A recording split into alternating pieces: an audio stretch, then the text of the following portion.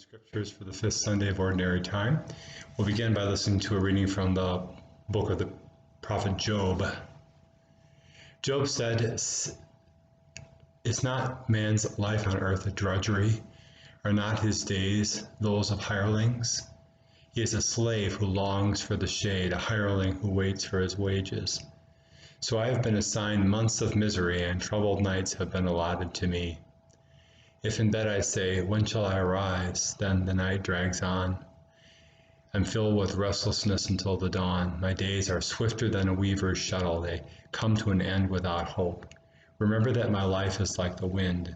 I shall not see happiness again." The word of the Lord. Thanks be to God. And now it is reading from the Gospel according to Mark. On leaving the synagogue, Jesus entered the house of Simon and Andrew with James and John. Simon's mother-in-law lay sick with a fever. They immediately told him about her. He approached, grasped her hand, and helped her up. Then the fever left her, and she waited on them. When it was evening, after sunset, they brought to him all who were ill or possessed by demons. The whole town was gathered at the door. He cured many who were sick with various diseases, and he drove out many demons, not permitting them to speak because they knew him. Rising very early before dawn, he left and went off to a deserted place where he prayed. Simon and those who were with him pursued him, and on finding him said, "Everyone is looking for you." He told them, "Let us go on to the nearby villages that I may preach there also. For this purpose have I come." So he went into their synagogues, preaching and driving out demons throughout the whole of Galilee. The Gospel of the Lord. Praise to you, Lord Jesus Christ. In 1967, when I was yet 3 years old, our family lived at 822 North Alexander Avenue in Royal Oak, Michigan.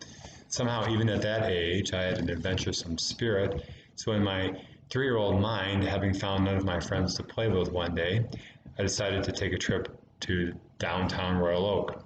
It never occurred to me that this would cause distress for my parents, so this 3-year-old boy walked the 5 city blocks into our town, to the downtown business district. I recall seeing many sights that I usually only saw from the back seat of the car, but this trip had more time to examine things closely. I recall walking past the plate glass window of a car dealer. Since my dad worked for General Motors, I found this fascinating. I also remember seeing a pet shop where they actually sold dogs. I thought I had to tell my mom where we could get a dog. There was a store right nearby. Finally, after a couple hours, my stomach reminded me it was lunchtime, so I thought I'd go home and see what Mom had fixed. Several blocks from home, a neighbor who I knew came up to me and, to my surprise, greeted me and volunteered to take me home. I remember thinking, I know how to get home. I wonder why he wants to walk me there. But I was fine having some companionship, so I agreed. While there was some excitement at home, I wondered what was going on. As it turned out, I was what was going on. The police had been called to find the lost boy, and that was me. I seem to recall my parents calling someone, maybe the police, to tell them I had been found. I recall my mother embracing me and crying with joy. Then she said, "Where were you going?" When I said, "I just went downtown," she laughed with joy and amazement. It turned out that 3-year-olds don't usually just go downtown by themselves. Even more importantly, I discovered that day that while I was searching for things to see, I was being searched for. And I didn't even know I needed to be found, nor did I know that the search had begun from almost the moment I was lost. It's not the last time I've gotten lost in this life. But what I have grown with confidence to know is that even before I know it, immediately the search is underway. How do I know this? Well, because the Bible tells me so, or more accurately, because Jesus shows me it's so. I have to admit to be a little frustrated about the translation that we're given for today's gospel, in that a word from the original biblical text seems to be missing in our English version. The text we've been given begins, "On leaving the synagogue, Jesus entered the house of Simon."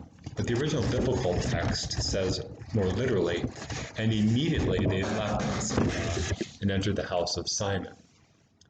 While perhaps it's understandable that since we're given each week a specific gospel scene for prayer and reflection, And that word immediately makes us wonder not about the scene, but what came before immediately was happening. It's nonetheless an important word for all of us. This word immediately speaks of a divine urgency in Jesus, who is driven to move forward toward the needs of his children. We see this is true as the passage continues. Simon's mother-in-law lay sick with fever. They immediately told him about her. He approached, grasped her hand, and helped her up. So the immediacy continues. They left the synagogue immediately, and Jesus immediately was told about Simon's mother-in-law, and he grasped her and raised her up. Even before she knew that healing was on the way, the urgent mercy of Jesus is hurtling toward her. Today's first reading from the book of Job epitomizes the suffering in this world and the hopelessness that it can engender. The sleepless figure of Job confesses, "Is not man's life on earth a drudgery? I shall not see happiness again." Maybe we can recognize Job's feelings in our own hearts, but in the figure of Jesus, we see divine mercy racing with immediacy toward us in our need. If we feel like Job, maybe it's time to stop, raise our heads from our Job-like trials, and see Jesus being who Jesus is, divine love coming to the rescue.